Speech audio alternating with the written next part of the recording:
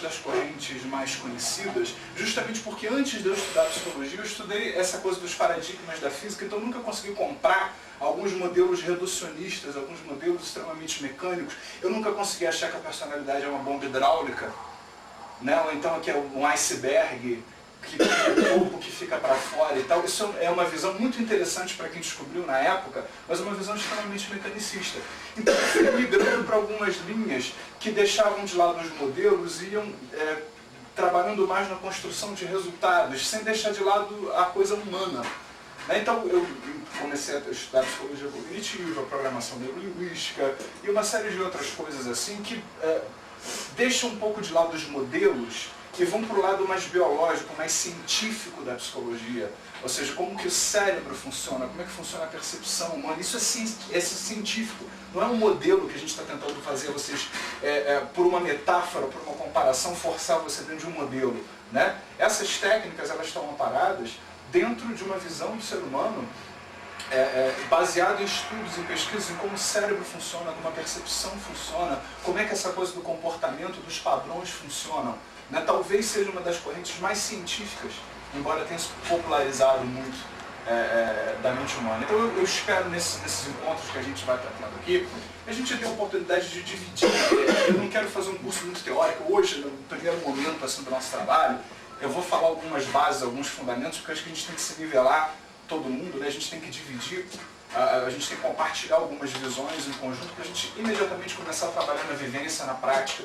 A gente vai fazer vivências aqui, por isso que eu pedi para todo mundo trazer um caderno, né? Porque vocês têm que escrever, têm que trabalhar, né? Tem que colocar algumas coisas lá, porque só a hora que a gente começa a escrever, analisar, trabalhar em cima daquilo que a gente está escrevendo, a gente começa a gerar um resultado dentro do que a gente deseja. E eu quero que vocês participem intensamente, porque isso aqui não é um trabalho daqui para aqui, é um trabalho de troca. A partir do nosso próximo encontro, eu vou reservar pelo menos 1 hora para a gente debater profundamente, porque vocês vão ter vários deveres de casa para fazer de hoje até a próxima vez, na leitura inclusive, então eu vou querer pelo menos 1 hora da próxima vez para vocês trazerem o resultado daquilo que vocês vão praticar em casa, daquilo que vocês vão estudar, daquilo que vocês vão aplicar em outras pessoas, de repente, se for o caso. Né? Porque esse é o objetivo, a gente fazer um estudo um pouquinho mais profundo a respeito de tudo isso. Bom, esse estudo nosso começa com 2 palavras, significado e escolha. Tá? A base do nosso trabalho são essas 2 palavras aqui. Significado e escolha. Vocês devem imaginar que isso é importante porque o título do meu site, né, é Ressignificando. Né? Então, quer dizer, deve ter alguma coisa a ver aí com isso. Né? Qual a importância da gente estar trabalhando? Isso aqui é a base para a gente começar. Eu espero, inclusive, eu estou feliz de estar fazendo esse trabalho, porque essas informações sobre PNL, sobre psicologia cognitiva, elas estão muito espalhadas. Então tem muita coisa escrita, mas muito pouca coisa organizada.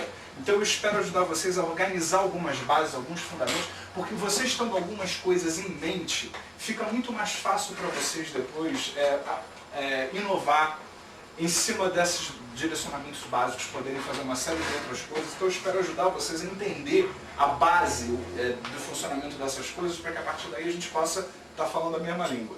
Então, o que esses estudos mostram para a gente? Que, na verdade, a gente tem o tempo todo estar repensando o que é essa coisa do significado. O que é um significado?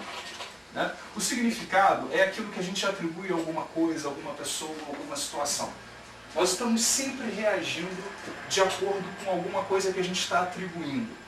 A grande ilusão é a gente acreditar que existe apenas um significado para as coisas, para as pessoas e para as situações.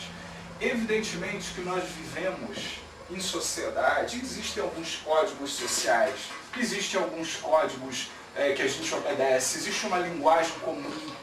Né? Então inclusive importante você saber onde você está para você entender um pouco daquele código. Por exemplo, eu já fiz treinamentos no Brasil inteiro, né, nessa área enfim, dando palestras e tal. Quanto mais para o norte você vai, né, norte, nordeste, talvez a Terezinha aqui possa confirmar, é alegre, é festivo. Quando vai chegando para o centro, sudeste, é aquela coisa normal. Vai descendo para o sul, os treinamentos são todos em volta das mesas, é aquela coisa mais sisuda. Por mais que você tente inovar, por quê? Porque existem alguns códigos culturais né? Não que a gente tenha que aceitar passivamente esses códigos, mas é desejável que a gente entenda esse tipo de coisa. Então existem alguns códigos sociais, alguns códigos culturais, dependendo de onde você esteja, é desejável que você conheça esses códigos, mas no nível muito pessoal é importante a gente estar repensando o tempo todo quais os significados que nós estamos dando para coisas, pessoas e situações na nossa vida, né? As coisas não têm um significado em si, as coisas, as pessoas, as situações. O tempo todo a gente pode estar desafiando isso. A nossa experiência, a partir do momento em que nós nascemos, nós vamos interagindo com as coisas, com as pessoas, com as situações, nós vamos tendo experiências. E essas experiências vão gerando uma série de sensações, de sentimentos, de pensamentos, né? Então, de uma maneira geral, a gente vai associando essas experiências que a gente vai tendo ao prazer ou ao desprazer.